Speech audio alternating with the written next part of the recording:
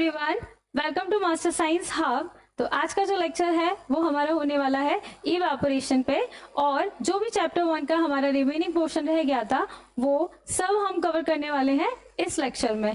तो ये है lecture number 3, also part number 3 of chapter 1 matter in surroundings. तो हम इससे पहले पार्ट 1 और पार्ट 2 को कवर कर चुके हैं। पार्ट 1 में हमने कवर किया था introduction of matter and it's physical properties, और पार्ट 2 में हमने क्या पढ़ा था कि states of matter and effect of temperature and pressure on it. तो आज के हम इस लेक्चर में पढ़ने वाले हैं इवेपोरेशन, और जो भी हमारे चैप्टर का रह गया था बचा कुचा पोर्शन वो हम सब कवर करने वाले हैं इस लेक्चर में। तो स्टार्ट करते हैं बच्चों। The first topic is evaporation. Evaporation क्या होता है? Evaporation is a process changes of liquid into water vapors at any temperature below its boiling point is called evaporation. क्या बोला बेटा मैम ने बोला कि लिक्विड हमारा वाटर वेपर में चेंज हो रहा है, लिक्विड हमारा वाटर वेपर में चेंज हो रहा है at any temperature below it's boiling point, उसको क्या बोला हमने? इवेपोरेशन बोला। उसको क्या बोला बेटा हमने? इवेपोरेशन बोला। इवेपोरेशन का मतलब कि हम एक्सटर्नली कोई हीट एनर्जी नहीं दे रहे हैं, हम एक्सटर्नली कोई हीट एनर्जी नहीं दे रहे हैं किसी भी टेम्परेचर पे, एट एनी टेम्परेचर पे, उसके बॉइलिंग पॉइंट के बिलो पे। इवेपोरेशन पानी का हमारा भाप बन जाना, भाप बन के उड़ जाना, उसको हम क्या बोल रहे हैं बेटा? इवेपोरेशन बोल रहे हैं। For example wet clothes dry up, हमारे जो गीले कपड़े हम सुखाते हैं धूप में, वो सबसे अच्छा एग्जाम्पल है इवेपोरेशन का। कैसे बेटा? कि जैसे हम गीले कपड़े हैं उसको हम सुखाने के लिए धूप में डाल देते हैं, तो जो लिक्विड पार्टिकल्स हैं वो आसपास से क्या करते हैं? एनर्जी गेन करते हैं और वाटर वेपर बन के उड़ जाते हैं, तो हमारे कपड़े क्या हो जाते हैं? ड्राई हो जाते हैं, सूख जाते हैं। ठीक है। Left uncovered water changes into vapours. जो अगर हम पानी को अनकवर्ड छोड़ दे कुछ टाइम के लिए, तो हमारे जो कुछ अमाउंट ऑफ वाटर है, मतलब जो upper layer of particles of water है, जो लिक्विड के अपर पार्टिकल्स होंगे, अपर सरफेस के पार्टिकल्स होंगे, वो क्या होंगे बेटा? वेपर्स बन के उड़ जाएंगे, और जो हमारा वॉल्यूम होगा ना पानी का वो कम हो जाएगा। ठीक। इन evaporation a small fraction of particles of liquid at any surface having higher kinetic energy। हमारा जो लिक्विड होता है बेटा, उसके सरफेस के जो पार्टिकल्स होते हैं इनमें कुछ कुछ काइनेटिक एनर्जी होती है। ठीक है, इनमें कुछ कुछ काइनेटिक एनर्जी होती है एज कंपेयर ये वाले पार्टिकल्स के। ठीक है, नीचे के हमारे लिक्विड के पार्टिकल्स में उतनी एनर्जी नहीं होती कि ये आसपास के सराउंडिंग से एनर्जी गेन करें और इवेपोरेशन में वो एनर्जी को लॉस कर दे। ठीक है, इवेपोरेशन में उस एनर्जी को लॉस कर दे।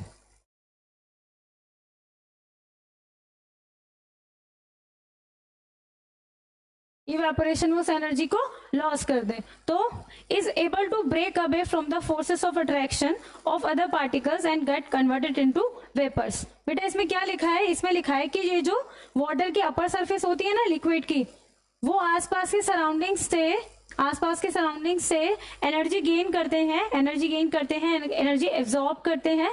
तो ये जो हमारे अपर सरफेस के पार्टिकल्स होते हैं लिक्विड के, इनमें क्या आ जाती है? काइनेटिक एनर्जी आ जाती है, और ये फोर्सेस ऑफ अट्रैक्शन को ब्रेक करके क्या? वेपर्स बन जाते हैं, वेपर्स बन के उड़ जाते हैं, इवेपोरेट कर देते हैं, इवेपोरेशन हमारा हो जाता है। इसी प्रोसेस को हम क्या बोलते हैं बेटा? इवेपोरेशन बोलते हैं। इसी प्रोसेस को क्या बोलते हैं? इवेपोरेशन बोलते हैं। इवेपोरेशन को कुछ कुछ फैक्टर्स भी अफेक्ट करते हैं, जैसे सबसे फर्स्ट टेम्परेचर। अगर टेम्परेचर हाई होगा तो हमारी जो इवेपोरेशन की प्रोसेस है वो भी हाई होगी, है ना, डायरेक्टली प्रोपोर्शनल। अगर हमारा टेम्परेचर बढ़ाएंगे तो हमारा इवेपोरेशन भी बढ़ेगा। सरफेस एरिया जितना ज्यादा बड़ा होगा उतना ज्यादा हमारा इवेपोरेशन होगा। ह्यूमिडिटी, बेटा humidity is a inversely proportional to evaporation. जितनी ज्यादा ह्यूमिडिटी होगी उतना कम हमारा इवेपोरेशन होगा। कैसे? अगर ऑलरेडी वाटर वेपर्स प्रेजेंट है हमारे इन्वायरमेंट में तो इवेपोरेशन नहीं होगा, इवेपोरेशन की प्रोसेस वेरी स्लो होगी, है ना के बराबर। विंड स्पीड कैसी होती है बेटा? विंड स्पीड जितनी ज्यादा तेजी से हवा चलेगी उतनी ज्यादा तेजी से हमारा इवेपोरेशन होगा, उतनी ज्यादा तेजी से हमारा क्या होगा बेटा? इवेपोरेशन होगा। तो टेम्परेचर बढ़ेगा, इवेपोरेशन बढ़ेगा, सरफेस एरिया बढ़ेगा, इवेपोरेशन बढ़ेगा। लेकिन ह्यूमिडिटी बढ़ेगी तो इवेपोरेशन कम हो जाएगा, होगा ही नहीं। विंड स्पीड बढ़ेगी तो हमारा इवेपोरेशन भी बढ़ जाएगा। ठीक है बच्चों। So how does evaporation causes cooling? So how does evaporation causes cooling? Evaporation जो हमारी प्रोसेस है वो एक कूलिंग इफेक्ट करती है। कैसे करती है? कैसे करती है? The particles of liquid absorb energy from the surrounding to regain energy lost during evaporation। तो हमारे जो पार्टिकल्स होते हैं ना बेटा सरफेस के, हमारे ये जो पार्टिकल्स है ना सरफेस के, ये क्या करते हैं, सराउंडिंग से एनर्जी गेन करते हैं, और जो ऊपर सरफेस के पार्टिकल्स होते हैं उनकी काइनेटिक एनर्जी बढ़ जाती है, और फोर्सेस ऑफ अट्रैक्शन को ब्रेक करके ये क्या बन जाते हैं, वेपर्स में बन जाते हैं और उड़ जाते हैं। हाँ, और उड़ जाते हैं। ठीक है बच्चों। तो क्या करते हैं, the particles of liquid absorb energy from the surrounding to regain energy and during evaporation. एक बार एनर्जी लॉस करके फिर से आसपास से सराउंडिंग से एनर्जी रिगेन करते हैं, और फिर से लॉस करते हैं, फिर से रिगेन करते हैं, और फिर लॉस करते हैं। तो क्या होता है बेटा, this absorption of energy from the surrounding makes surrounding cold. तो ये जो एनर्जी का बार बार एब्जॉर्प्शन होता है, लॉस होता है, इससे क्या सराउंडिंग हमारा कोल्ड हो जाता है। इससे क्या होता है बेटा, सराउंडिंग हमारा कोल्ड हो जाता है, और ऐसे ही हमारा जो इवेपोरेशन है वो कूलिंग इफेक्ट कॉज करता है। It helps in to keeps our body cool in summer. Our body water evaporates using energy in the process and lowering body temperature. ठीक है बेटा, क्या हुआ, ऐसे ही हमारा बॉडी टेम्परेचर को समर में कूल रखने के लिए इवेपोरेशन काम करता है। ठीक है बच्चों। ऐसे ही बेटा विलेज एरिया में पानी रखा जाता है इन मटकों में, मिट्टी के घड़ों में। तो बेटा इसमें क्या होता है, इसमें पोर्स होते हैं कुछ, इसमें पोर्स होते हैं कुछ। तो हमारा जो लिक्विड है वो सराउंडिंग से क्या करता है, एनर्जी एब्जॉर्ब करता है, और क्या कर देता है, लॉस कर देता है, इवेपोरेट कर देता है। तो जो आसपास का सराउंडिंग्स है वो कैसी होती है, कूल होती है, और सराउंडिंग कूल होगी तो हमारा जो पानी है इसके अंदर वो भी कूल होता है अल्टीमेटली, है ना, वो भी कूल होता है। तो हमें इसलिए घड़े में पानी रखा जाता है। और ऐसे ही बेटा जब हम गर्मियों में क्या पहनते हैं, कॉटन क्लोथ्स। हम गर्मियों में क्या पहनते हैं बेटा, कॉटन क्लोथ्स। क्यों पहनते हैं, क्योंकि कॉटन क्लोथ्स में ना पोर्स होते हैं, है ना, और हमें स्वेटिंग होती है। तो क्या करते हैं कि आसपास से एनर्जी एब्जॉर्ब करते हैं वाटर लिक्विड, और वो लॉस हो जाता है, इवेपोरेट हो जाता है। तो हमें कैसा फील होता है, कूल कूल फील होता है। कैसा फील होता है बेटा, कूल कूल फील होता है। अब डिफरेंस बिटवीन इवेपोरेशन और बॉइलिंग। इवेपोरेशन क्या होता है और बॉइलिंग क्या होता है। इवेपोरेशन तो एक नेचुरल फिनोमेना है, ठीक है, इवेपोरेशन तो एक नेचुरल फिनोमेना है। इसके लिए हमने बाहर से तो एनर्जी दी नहीं, बाहर से तो हीट नहीं दी, और ये एक सरफेस फिनोमेना है ना। सरफेस के पार्टिकल्स को एनर्जी मिलती है, वो काइनेटिक एनर्जी को गेन करते हैं, काइनेटिक एनर्जी बढ़ती है उनकी, और फिर वो वाटर वेपर्स में कन्वर्ट हो जाते हैं। जबकि बॉइलिंग पॉइंट हमारी सारे पार्टिकल्स में होता है, इनके सारे पार्टिकल्स में काइनेटिक एनर्जी बढ़ती है और सब वेपर्स बन के उड़ते हैं। ठीक है, और ये फास्ट प्रोसेस है, और इवेपोरेशन हमारा स्लो प्रोसेस है, ग्रेजुअल प्रोसेस है, धीरे धीरे, क्योंकि ये नेचुरल प्रोसेस है। ठीक है, और ये किसी भी टेम्परेचर पे हो जा रहा है। ठीक है, इसके लिए कोई फिक्स्ड टेम्परेचर नहीं है कि पर्टिकुलर कोई टेम्परेचर है, ये किसी भी टेम्परेचर पे होता है, बल्कि हमारा बॉइलिंग पॉइंट है वो एक फिक्स्ड टेम्परेचर पे होता है। जैसे वाटर का बॉइलिंग पॉइंट क्या है, 100 डिग्री सेल्सियस। ठीक है, it is a rapid and boiling process. Evaporation हमारा सरफेस है ना, सरफेस लिक्विड की सरफेस पे ही होता है। देखो बेटा, ये सरफेस के पार्टिकल्स है कुछ, इनको एनर्जी मिलती है, और ये अपना फोर्स ऑफ अट्रैक्शन को ब्रेक करके वाटर वेपर में कन्वर्ट हो जाते हैं। ठीक है बेटा, उसके बाद it takes place all over the entire liquid. लेकिन ये हमारे पूरे लिक्विड में होते हैं, क्योंकि हम इसे हीट एनर्जी दे रहे हैं नीचे से।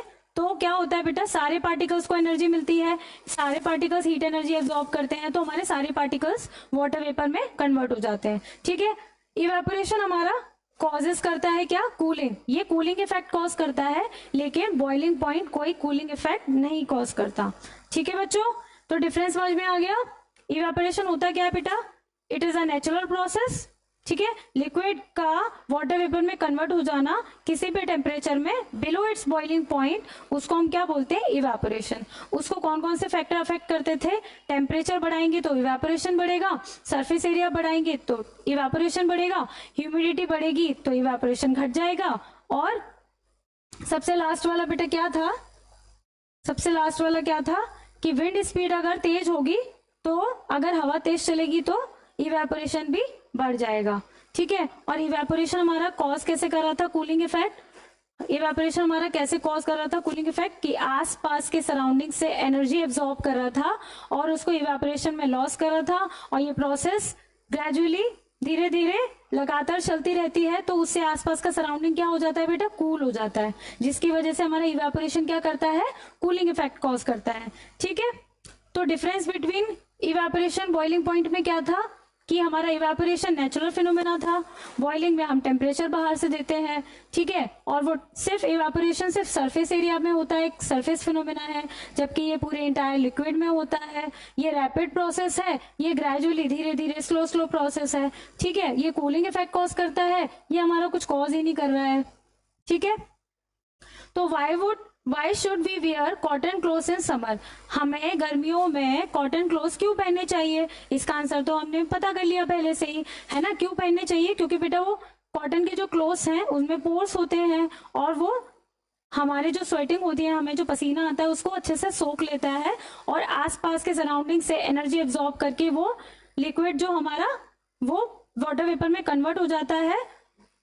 उसके बाद हमें कैसा फील होता है, ठंडा ठंडा ठंडा फील होता है। During summer we sweat more to cool down, evaporation of sweat absorb heat energy from our body making us feel cool. Cotton clothes absorb sweats and expose it into the air adding evaporation and keeping us cooler. तो हमें कैसा feel होता है बेटा, cool cool feel होता है। Why do we see water droplets on the outer surface of glass containing ice cold water, ice cold water. जब हम फ्रिज से ठंडी ठंडी बॉटल को बाहर निकालते हैं तो क्या देखते हैं बेटा, उसके आसपास वाटर वेपर्स, वाटर ड्रॉपलेट्स आ जाती है ना। तो वो कैसे आती है, क्या वो बॉटल के ढक्कन के अंदर से आती है, क्या वो बॉटल के अंदर से आती है, नहीं आती, नहीं आती।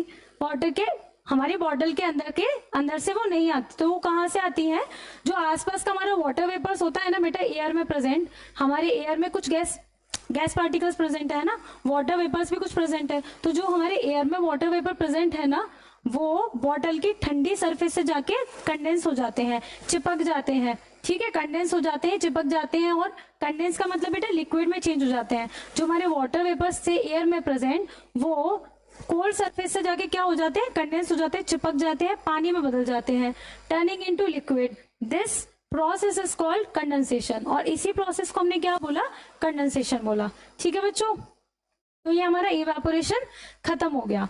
थोड़ा सा हम एक्स्ट्रा ज्ञान ले लेते हैं।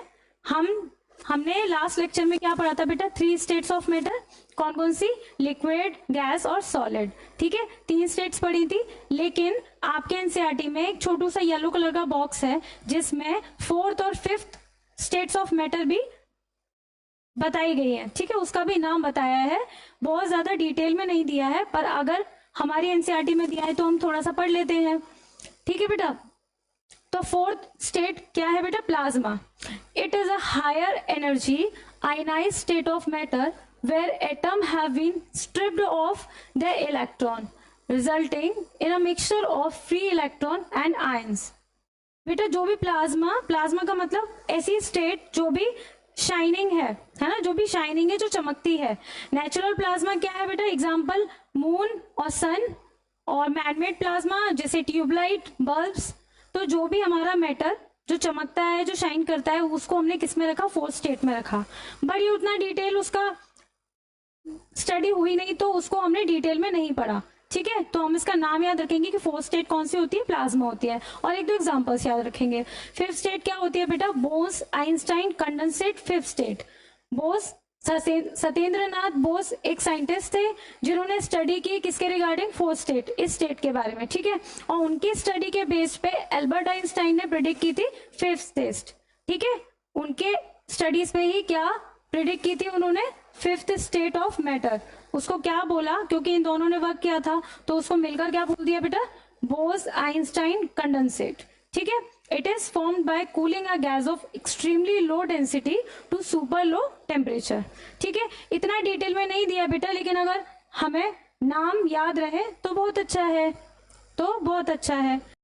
सम इम्पॉर्टेंट एसआई यूनिट्स। तो कुछ एसआई यूनिट्स पढ़ लेते हैं बेटा। मास की एसआई यूनिट क्या होती है? किलोग्राम। हम मास को किस में मेजर करते हैं? किलोग्राम में, ठीक है। और वॉल्यूम को हम किस में मेजर करते हैं? लीटर में। वॉल्यूम को हम किस में मेजर करते हैं? लीटर में। और इसकी एसआई यूनिट क्या होती है? क्यूबिक पर मीटर। इसकी एसआई यूनिट क्या होती है बेटा? क्यूबिक पर मीटर। देखो बेटा ऐसे समझते हैं, आपकी मम्मा क्या कहती है कि चीनी लेकर आओ दुकान से जाकर, ठीक है। दुकान से जाकर शॉपकीपर से आप चीनी ले आओ। अब ये नहीं बताया उन्होंने कि कितनी लेकर आनी है और कैसे बोलोगे आप। आपको 100 रुपए दिए और बोला कि चीनी लेकर आओ, आप क्या बोलोगे कि 2 लीटर चीनी दे दो, ऐसा बोलोगे? नहीं, ऐसे नहीं बोलोगे ना। क्या बोलते हो आप कि भैया 2 किलो चीनी दे दो। क्यों बोलते हो 2 किलो? क्यों? क्योंकि वो मास है और मास को किस में मेजर किया जाता है बेटा? किलोग्राम में, ठीक है। ऐसे ही जब आप बिसलहरी की बोतल लेते हो तो क्या बोलते हो बेटा कि 2 लीटर, उस पर लिखा रहता है ना 2 लीटर, 1.5 लीटर, 1 लीटर, ऐसे नहीं लिखा रहता है ना कि 1 kg वाटर या 2 kg वाटर। क्यों? क्योंकि वॉल्यूम को हम किस में मेजर करते हैं? लीटर में मेजर करते हैं, ठीक है। और उसकी एसआई यूनिट क्या होती है? क्यूबिक पर मीटर, ठीक है ma'am. The SI unit of temperature is kelvin. SI unit temperature की क्या होती है? केल्विन। और टेम्परेचर को हम सेल्सियस में भी मेजर करते हैं और फ़ारेनहाइट में भी मेजर करते हैं, ठीक है बेटा। सेल्सियस को अगर केल्विन में चेंज करना हो तो हम क्या करते हैं? प्लस 273.15। तो हम प्लस कर देते हैं 273 का। 273 बेटा क्या था? Melting point of ice. याद आया? याद आया? हमने लास्ट लेक्चर में पढ़ा था कि मेल्टिंग पॉइंट ऑफ आइस क्या था हमारा? 273.15। तो अगर सेल्सियस को केल्विन में चेंज करना हो तो हम प्लस का 273 कर देंगे, और केल्विन को अगर सेल्सियस में चेंज करना हो तो हम क्या करेंगे? माइनस कर देंगे, माइनस कर देंगे, है ना, ऑपोजिट। और 0 डिग्री सेल्सियस पे हमारा कितने केल्विन टेम्परेचर होगा? 273। 0 डिग्री मतलब मेल्टिंग पॉइंट ऑफ आइस, ठीक है मैम। 25 डिग्री पे कितना केल्विन होगा बेटा? 298 केल्विन, ठीक है। और 100 डिग्री पे कितना होगा? 373 केल्विन। और ये कैसे आया था बेटा? हमने कल देखा था ना, कल के लेक्चर में हमने पढ़ा था कि मेल्टिंग पॉइंट ऑफ आइस क्या होता है? 273, और उसमें हमने 100 प्लस कर दिया तो कितना आ गया था? 373 केल्विन, ठीक है बेटा। तो ये चैप्टर होता है आपका यहाँ कंप्लीट। हमने इसे पार्ट 1, पार्ट 2 और पार्ट 3 में कंप्लीट कर लिया है, मैटर इन अ सराउंडिंग्स को। तो नेक्स्ट लेक्चर में हम पढ़ेंगे नेक्स्ट चैप्टर को, is matter around us pure को। आई होप आपको समझ आया होगा, मजा आया होगा, और सारे कॉन्सेप्ट भी आपको समझ आए होंगे, ठीक है बच्चों। तो मिलते हैं नेक्स्ट लेक्चर में, तब तक के लिए stay tuned, follow for more. Thank you.